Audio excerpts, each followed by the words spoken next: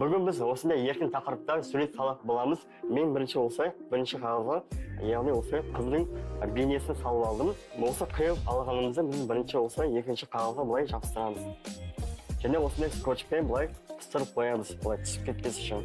Желіде танымал жұлдыздардың суретін салып, миллиондаған жанарды жаулаған жанның бірі Рауаш Жарылқасын. Ол сурет салудан бөлек, керексіз заттарды пайдаға жаратып, түрлі заттар жасай алады. Танымалдылығын арттыру үшін туындыларын желіге сала бастаған.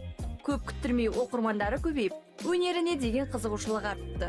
Өнер адамдарында қыздың суретін салған, шабыттандырады. Мен де сондай көп салған суреттерім әйелдің жанында салған. Әйел суреттерін көп салған. Рауаш суретті тек қағазға емес, қалбырға, тіпті бор мен жерге де салады. Сондықтан үйінен табылған, көшеден тауып алған қаңылтыр бөтелкелердің барлығы пайдасына жарайды.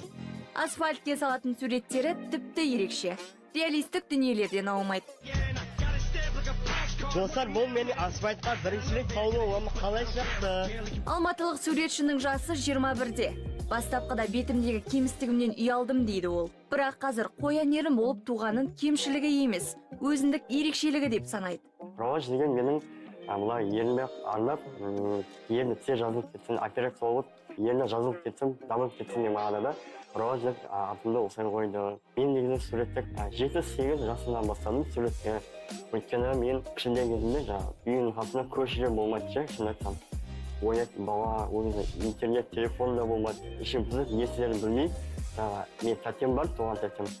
Соның мектептегі жаман парақтарына, арттарына, ручкадан сурет салып бастадым. Былтыр жас түлек атанған қылқалам шебері шекті бал жетпей оқуға түсе алмаған. Қуанышқа орай күні кеше Абай атындағы педагогикалық университетіне бейнелеу өнері кескіндемеші мамандығына грантқа түсіп, студент атанды. Әйгілі кескіндемеші Әбілхан Қастеевті үлгі тұтатын суретші болашақта мықты маман болып, жеке көрмесін өткізгісі келеді.